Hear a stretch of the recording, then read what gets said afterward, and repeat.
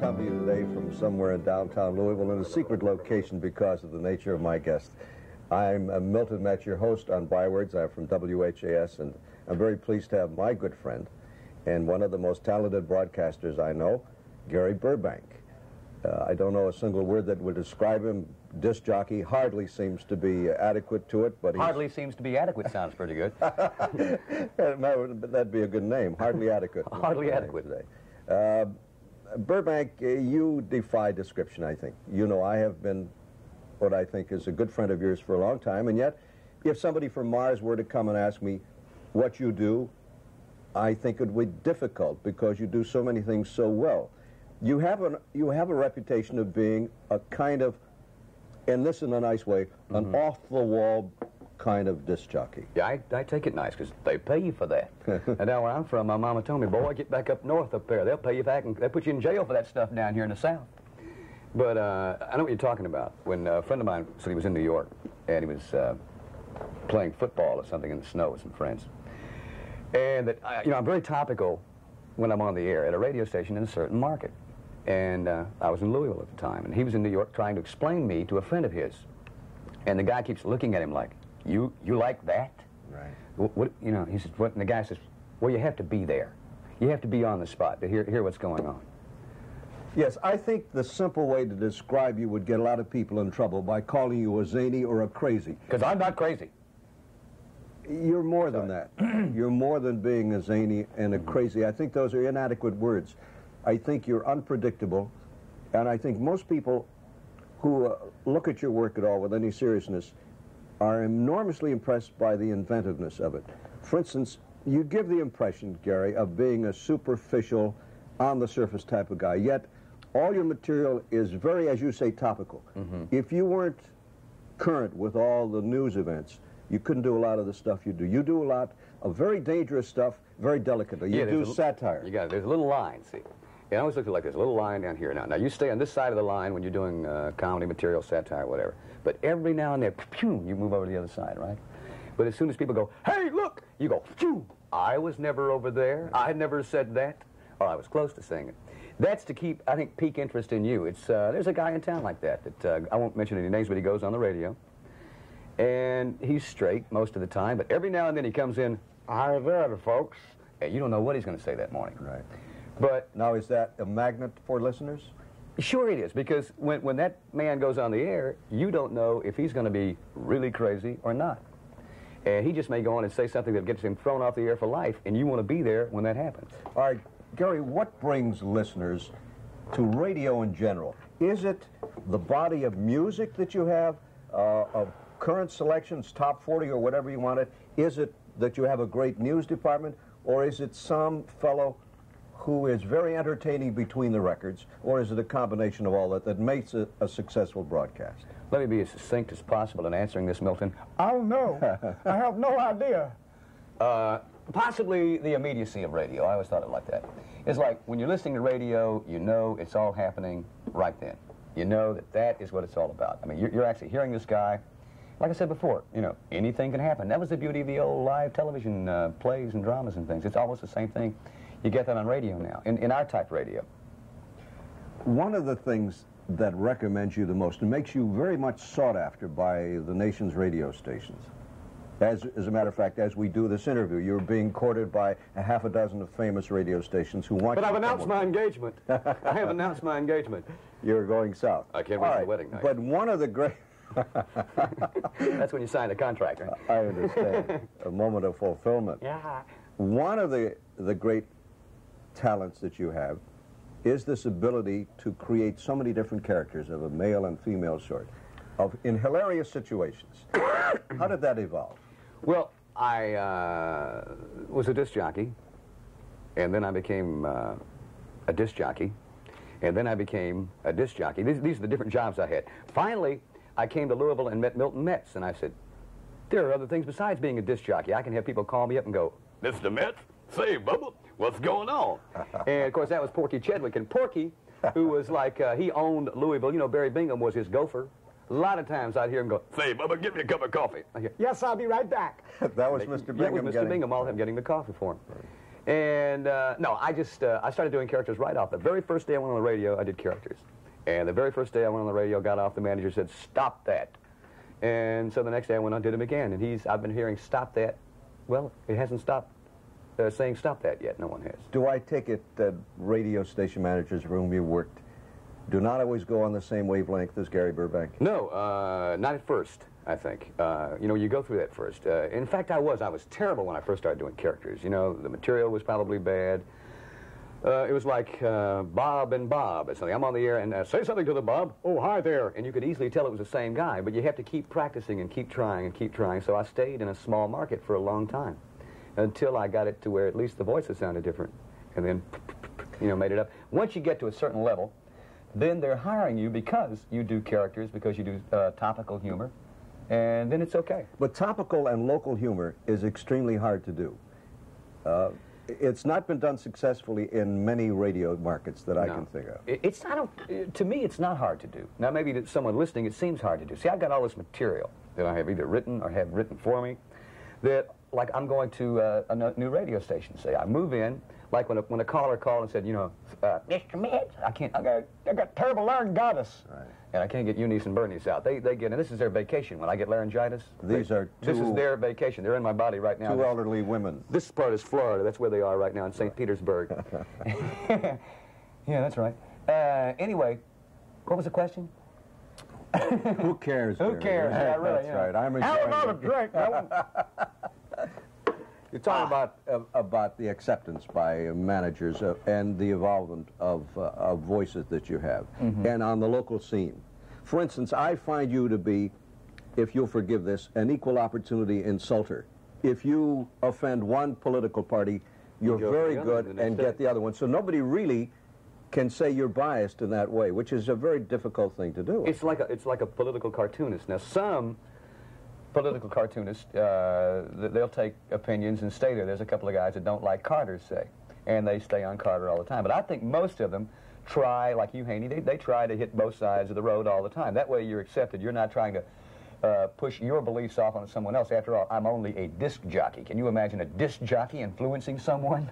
You know, you don't want to do that. What you want to do is, and it works better because you have to go for a majority of the listening audience. You can't get a 100.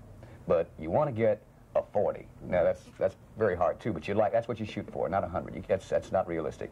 But to get that 40, if I, say, jumped on the radio and got on Ronald Reagan's case, right, and stayed on Ronald Reagan, well, I've alienated everyone that likes Ronald Reagan. But if I do Carter, Reagan, what I do is I have Carter call me and put down Reagan. So then it's sort of a double layer. The people who like Reagan go, yeah, get him, get him, get him. And the people who like Carter say, good, get him, get him, get him. So in effect, I've, you know, in one bit, I've taken on both people. Do you find that some radio managements are fearful unnecessarily that the listener won't get it or will be offended? Well, I think the current management at WHAS was fearful because I don't think that they ever got it.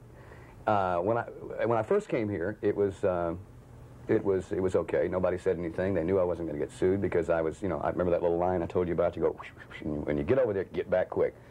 But I did receive, I didn't receive anything. I just got some very strange looks.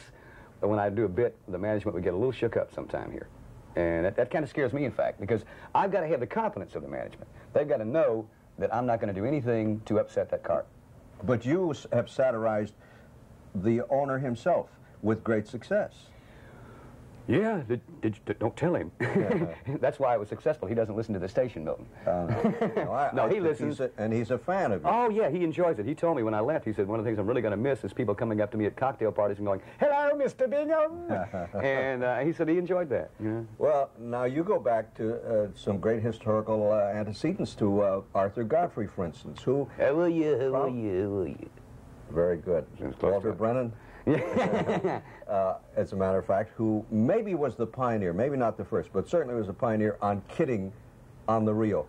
Sponsors and employers, and getting away with it, and finding a great reception by the listeners. And I think that's what you do. I think the common man, the ordinary listener, identifies with Gary Burbank. Because he's doing a parody on radio.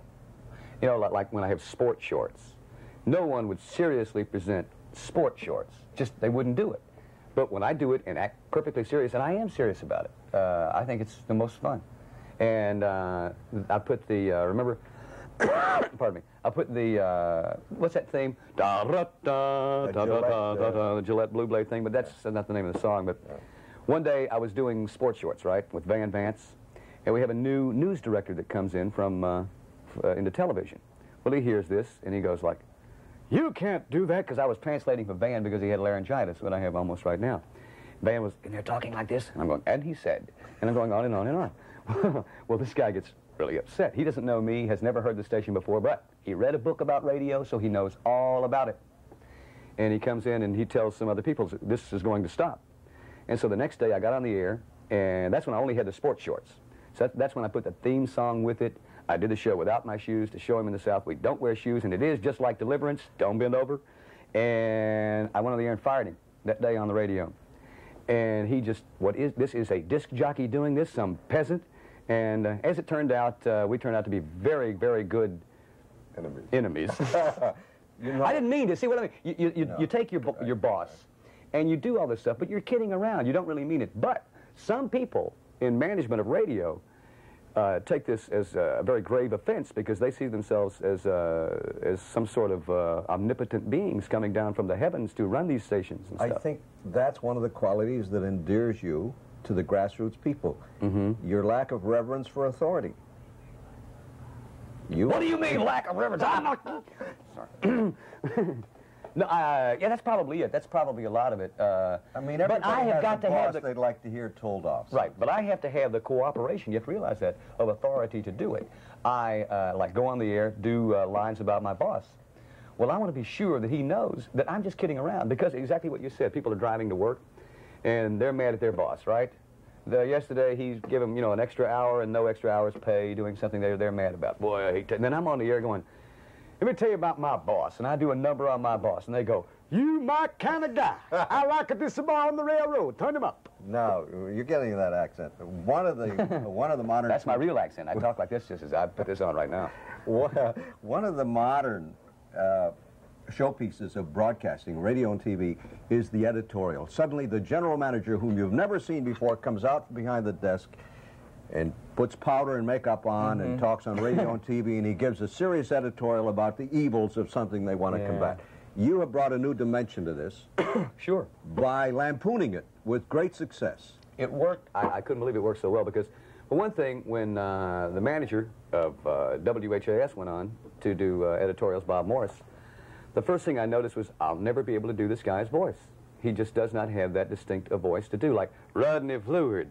Thank you. That was easy because Rodney sort of sounds like, you know, you can do Rodney because there's a little something there that's a little foreign to what most people speak.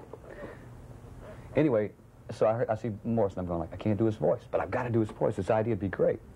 And then I realize he looks like a mafia chieftain, sort of, you know, the puffy cheeks, the guy on song Godfather.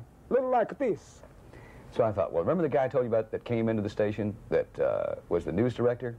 And he became somewhat of a public figure because his name was in the newspaper a few times. I said, this is great. I'll have this guy as the editorialist. I'll do a mafia voice and call him Godfather Don Roberto Morse. Have a happy day. After he does all this big number on you. And his sidekick is, I've even forgotten the sidekick's name all of a sudden. Yeah, Vinny. And Vinny always comes in, he does an editorial, and he'll say, but if you have an opposing viewpoint, Vinny comes in, I'll take my 2 fingers and stick them in your only 2 nose holes and dangle you over a memo spike. He says, perhaps you better keep your opinion to yourself. Have a happy day.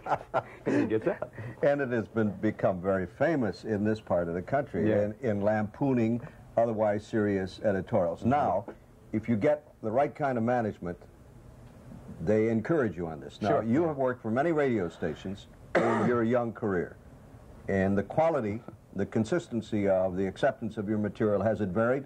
Sure, yeah. Well, like I said, at first, it was hard for them to take because I wasn't very good. And I had to be very careful about what I said because when you're not very good and you're saying things that are lampoonish or satirical, then you don't come off as good. Maybe you come off more one-sided than you do the other way. I didn't really know what I was doing. But after it got to a point where in fact, I hit Memphis, Tennessee, at WMPS, and after that, more or less, I was hired because of what I did. I became at least, well, a little better at it in Memphis. In Louisville at Well, you were mentioned as #1 disc jockey by, what, Billboard a couple of years in a row? Yeah, 3 times. 3 times, Bill. Don't just say 2 when it's 3. I worked hard for that 3. Sorry. Never lose your temper? No, I never do. Never do. Listen, do you get many laughs at home? No, my wife just does not. I like, see, my wife is a neat person because Carol will not be Mrs. Burbank. She's going to be Carol. She wants to be a racquetball champion or something like that in her own right. And to the point of where I'll write a bit and say, Carol, is this funny? And she's like, you know, I got things to do. Get out of here. Yes, ma'am, I'm sorry. and no, she helps me out. I get laughs at home every now and then. Well, I think your daughter... When my neighbors are over to the house, I get a laugh. And your daughter appreciates you very much. Oh, yeah, Tracy's a lot like I am. In fact, we sit around at dinner, you know, lampooning each other. When we first met, you introduced a phrase to me that I'd never heard before, which I like very much, and perhaps you'd be good enough to explain, known as a wolf ticket. What is a wolf ticket? A wolf ticket, the boy who cried wolf, right? With the sheep and things. And that's what a wolf ticket is. It's selling someone. It's not a practical joke. It's like a practical joke, but it's not, because it does not leave you physically harmed whatsoever. Like when I was at CKLW in Detroit, my newsman was a guy named Byron McGregor. And Byron and I had this thing about selling each other wolf tickets all the time.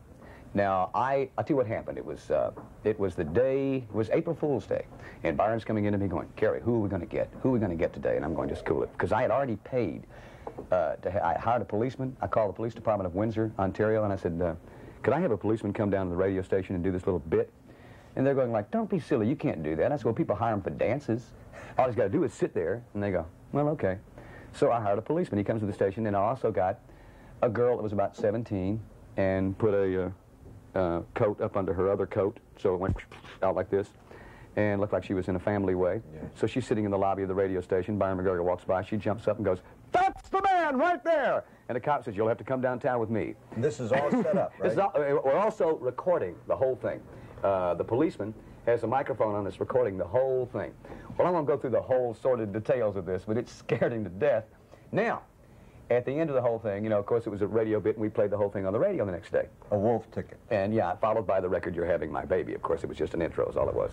Now, that is a wolf ticket, because I didn't leave Byron in any way physically harmed. Maybe his brain was a little lower. Right. But otherwise, no. So he wants to get me back, right?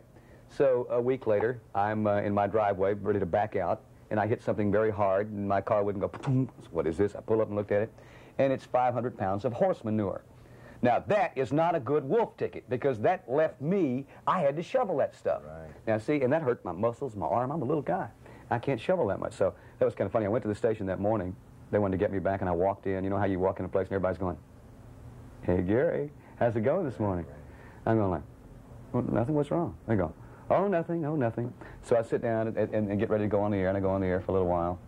And they're all walking by the control room looking at me, waiting for me to go, who dumped that in my driveway? Right. But I never did, didn't say a word.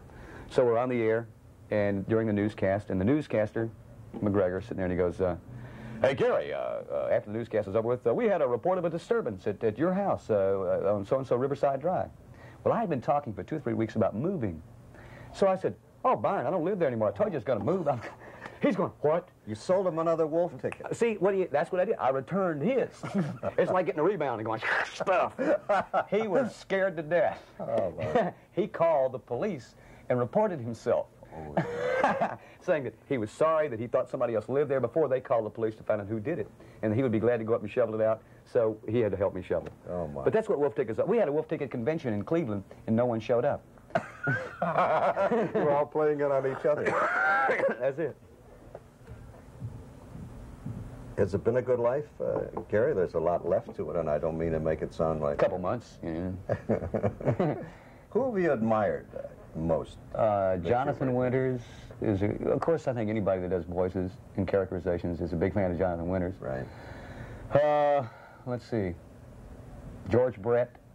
Anybody that does characters likes a guy like George Brett, who could almost hit 400 in one season. Almost 400, that's right. Milton Metz. I've admired Milton Metz, folks, because Milton Metz taught me how to be human. See? I can be human when I want to. You can also be a good friend, and your house is always a collection point for all kinds of people. Yeah. You have an amazing faculty for making friends with many people from other stations. Yeah, I used to, working at WHAS in the afternoons, I used to ride to work with Bob Moody, who does afternoons at Wacky. We're on opposite each other, but we'd ride to work together. When I first got into radio, all this juvenile hate your competition thing that may go on at some of the, some stations in town where some of the younger people gather. I was in the same thing, like, oh, really? When I was working at Wacky and KLO, boy, I went and bought a, had to do this. Finally made enough money to buy a Cadillac convertible.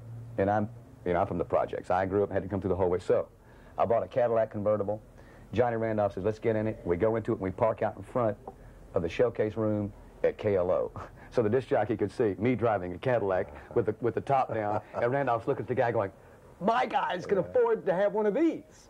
That hurts. Oh, yeah, and so we did all that mess. But after a while, these guys are your peers. They're just like you are. We're all colleagues. Of course. And when you go on the radio, then you go after it.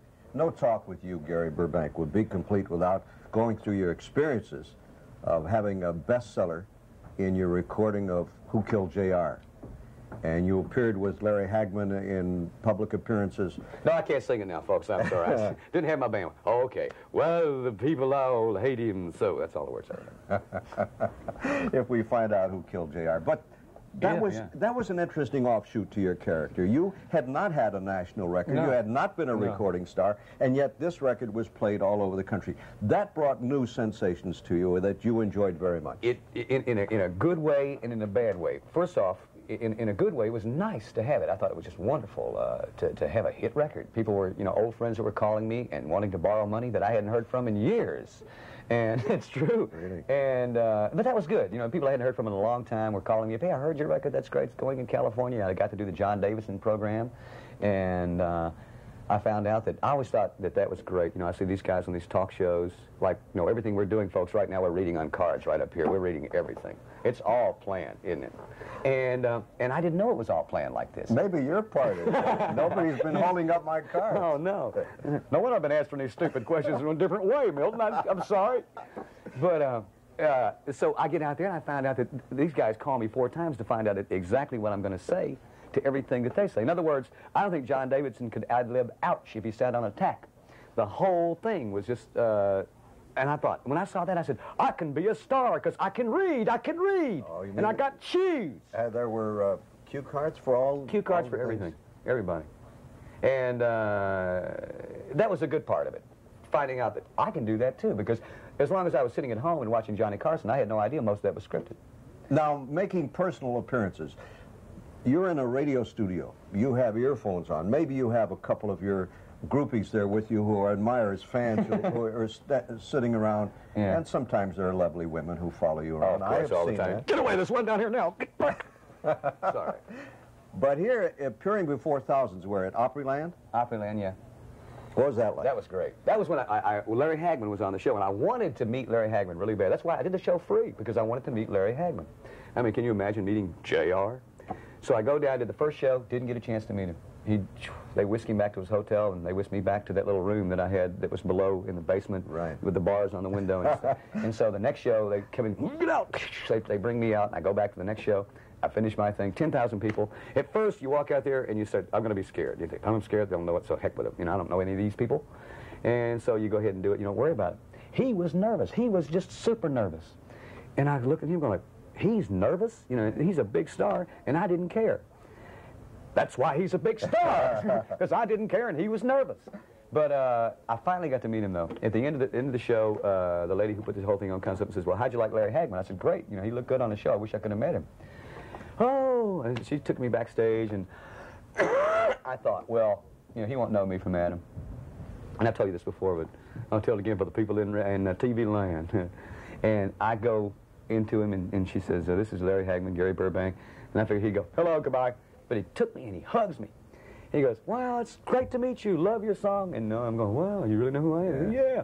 And he introduces me to this friend of his. Gary, this is Vince so-and-so. Vince, this is Gary. And he says, Gary Burbank made me a lot of money.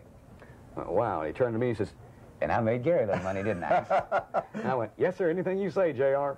And but the highlight of the evening, we were whisking around with him, had dinner and the whole thing, was I found an office there was a football game on Dallas and Houston were playing. Right. The Oilers and the Cowboys, which was going to be a great game, preseason game. So I saw it on in an office in the backstage of the Grand Ole Opry, so I went back and sat down to watch it. Well, pretty soon I look up, and who walks in but J.R. again, Larry Hagman. And he sits down in the other chair. So somebody gets the ball, Earl Campbell on, going, "Go, Earl, get him, kill them Cowboys." And Larry Hagman looks at me and he goes, "Go Dallas." I went, Go Dallas. Get him, Dorset. because, you know, when J.R. looks at you and smiles, you do anything he wants. Well, I do believe also you also were in the company of that classic American comedian, Minnie Pearl. Minnie Pearl, she was great. We were in Roy Acuff's dressing room. There were so many people that were jamming in. They knocked Barbara Mandrell out of the way, Roy Acuff out of the way, stepped on John Hartford just to get a look at Larry Hagman, J.R. And, boy, we were just like this, and Minnie was standing right next to me, and I said, "Boy, I'll tell you one thing, Minnie, you sure do grow a crowd." And she goes, "You ought to see me in Selma, Alabama on a rainy night, son. I'm really good there." Very pleasant person. Oh, she was great. She was great. And really, though she makes up to look kind of weird, she's a rather attractive woman. No, not at all, Milton. You've been seeing someone else. No, she's nice looking, I guess. Hagman came Promise out me with you her. wouldn't turn on me. No, I'm just kidding. Sorry. You ever want to go into management, Gary? No. I did that. I went to WNOE in New Orleans as the program director of a radio station. And it was the most ridiculous thing. We had things like the competition had a cash call jackpot. So our contest was we'd call out radio stations and find out if anybody would come and call other people. And if they didn't know what was in those people's cash call jackpot, we'd give them a prize from our radio station. Then the next... Is that what your idea? Yeah, we did all these weird things. We always did weird stuff. They had one time, this is WTIX, and answer your phone with the phrase that pays that WTIX plays the most music and has the best disc jockeys, and you love our radio station. If you answer your phone with that phrase, it pays so much money. So we went on, we'll do the same thing. The WNOE, answer your phone with the phrase that pays, jackpot. Now, you answer your phone with the phrase that pays. This weekend's phrase that pays is, hello. And we'd get people on the air, they'd go, hello, and you go, you win! And they'd go, what? Yeah, were you listening to WNOE? Oh, yeah, I was listening. And it worked perfect. And that's why I'm not a PD, because all my ideas were too off the wall. I was doing a parody of a radio station again. Thank you. Oh, I enjoyed it.